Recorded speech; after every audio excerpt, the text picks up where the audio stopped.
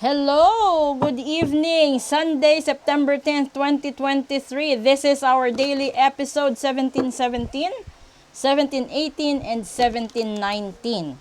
Sa gustong humabol na magparitwal dahil patapos na po ang Ghost Month ngayong Webes ng hating gabi, sa gustong magpaproteksyon, sa gustong gumaling, gustong i-fix yung love ninyo na mga etos-etos, sala message nyo ako.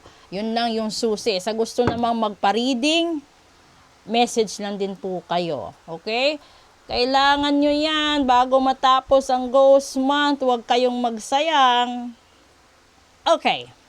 First card. Sabi ko na, Sea Turtle, protection talaga kailangan nyo. Pangalawa, Loon, intuitive. And pangatlo, Raven, shaman. So, ibig sabihin nito, kailangan yun ng proteksyon, no?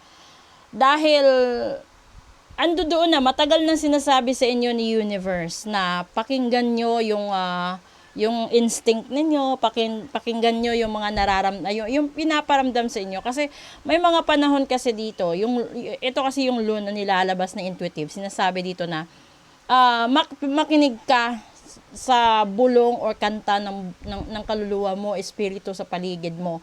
Dahil andi dito sila, ito yung Raven na shaman, sinasabi ko kanina na ginagawa na nila yung paraan, no? Ginagawa na nila lahat para iparamdam sa iyo na heto kailangan mo magpa-cleanse, magpa-ritual ka para matanggal kamalasan mo sa buhay, para ganito ganyan. Kasi hindi naman ito lalabas, no, sa buong buhay natin kung hindi talaga binibigyan ng halaga ng elemento ng mga espiritu, kaluluwa at elemento ng universe, di ba?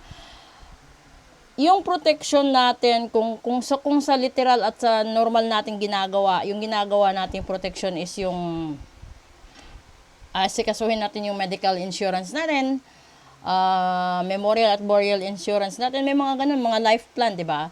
So, bakit hindi natin siguraduhin yung kaluluwa natin? Dahil lahat ng pinagpaguran natin, lahat ng pinag-ipunan natin, lahat ng mga pawis, dugo, luha, no? Ando doon na yun lahat-lahat. Paano mo lahat yun mapoprotektahan kung ikaw mismo hindi mo binigyan ng protection ang sarili mo? Kung lagi kang manghihinayang sa pera dahil gagastos ka sa kandila, hindi ka ba nanghihinayang kung ikaw ay biglang mawala sa mundo, bigla kang magkasakit, malugi ang negosyo, or hindi ka makapasa sa pag-aaral mo, or hindi ka makarecover? Kasi yung iba kasi nagpaparitual para maka-move on. Yung iba naman nagpaparitual para matanggal ang malas sa buhay. Yung iba naman nagpaparitual dahil namana nila yung sumpa, barang, kulam at mga gayuma galing sa mga ninuno nila. So ngayon, yung mystery sa buhay natin, kailangan mong malaman, no? Kailangan mong gawin, kailangan mong tuparin. Kasi dito sinasabi, you are the master of finding life, flow, and in harmony with the rhythm. And your path will unfold, persevere, and you will succeed, and you have everything you need. Andun na lahat eh. Andyan na lahat na pangangailangan mo para maproteksyonan ka. Dito naman sa Loon, listen to the song in your soul and trust your intuition as you have a way of knowing. Emerge from the busy life and seek more solitude. Recognize that you are unique and that you are loved. Diba? Kasi pag hindi mo na-recognize yung sarili mo, na palagi mo lang sinasabi, kailangan mo si ganito, kailangan mo si ganinan, hindi ka mabubuhay pag wala siya, hindi ka ganito, ganyan, di ba?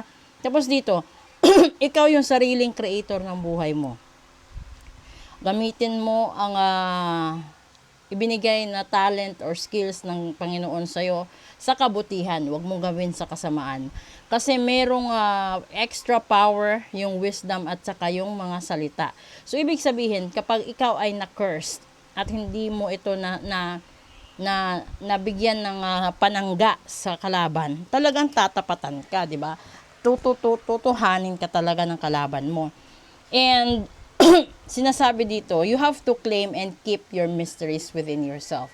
Ito yung punto na sinasabi ni universe, tanggapin mo kung ano man yung mga pagsubok na ibinigay sa'yo, no? Kung binibigyan ka ng warning na mag-move on ka.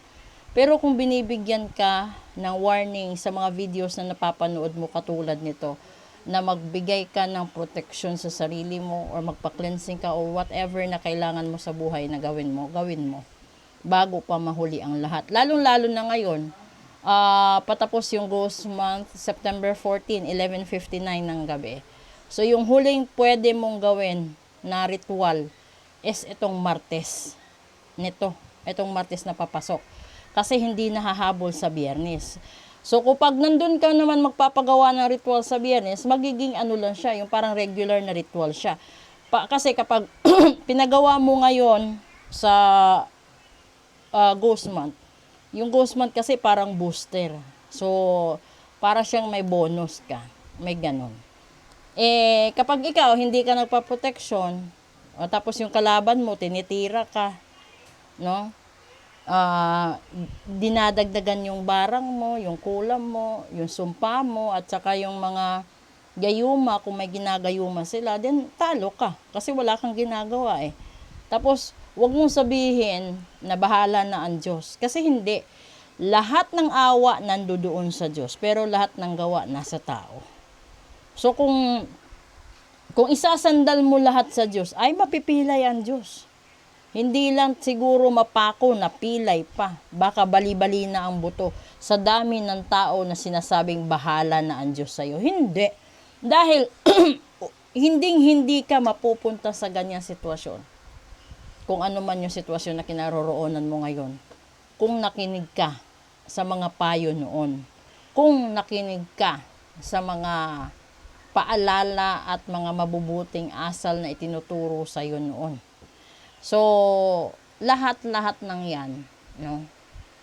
Lahat na kung mapapositive man or negative yung nangyayari, nakadepende yan kung paano mo in-apply sa sarili mo yung mga alituntunin sa loob na at labas ng pamilya mo at kung paano mo ito isinasabuhay, no? Kasi kung sinabi ng magulang mo, anak, mag-aral ka, hindi para sa amin, kundi mag-aral ka para kahit anong gawin mo, makakapagtrabaho ka. Kasi ito, primera na requirement na kailangan ganito, ganyan, di ba? Tapos, kung nag-aral ka naman ng todo, di ba, ang talino mo, sabayan mo na ng sipag at diskarte para umunlad ka sa buhay. Kasi yung talino walang silbi kung hindi ka masipag, hindi ka madiskarte at hindi ka at kung mahiyain ka, wala ring silbi. So, kung binigyan ka din ng talento ng Diyos na magnegosyo ka ng patas, huwag kang manglamang, huwag kang manira ng kapwa para ibagsak mo yung kalaban mo at ikaw manalo. Huwag ganun. Kasi nandoon pa rin yung mga kaluluwa, espiritu ng kalikasan, nanonood yung karma, nanonood yung Diyos, nanonood si universe, kung paano mo ginagawa ang buhay mo at paano mo isinasabuhay ang mga biyayang binigay sa'yo. Kasi yung katalinuhan, yung araw-araw na pagkagising mo na buhay ka pa, kumakain ka pa, no? May ginagamit ka pang pera pambayad sa bills at sa mga luho, isang malaking blessings na yun sa araw-araw. Dahil hindi lahat may pambili ng bigas, may pambili ng ulam, may pambili ng school supplies. Hindi lahat may pambayad ng bills. At maniwala ka, hindi lahat kayang bumili ng cellphone. Maliban na lang kung iyan ay bigay sa'yo ng mga afam, boyfriend, kung kani-kanino pa. Alam nyo na yung ibig kong sabihin. So, kung gagawin yung matino ang buhay ninyo, siguro hindi naman kayo kasuklam-suklam sa mata ng mga maiinggit or naiinggit. Pero kung dinagdagan mo pa ng pride, yabang, ego, o talagang titirahin ka ng kamalasan dahil hindi ka marunong lumaban ng patas. Lahat tayo may pagsubok. Nakadepende lang sa atin paano natin ito sagutin at gaano tayo kabilis maghanap ng kasagutan. Okay? Special episode tayo. Good evening!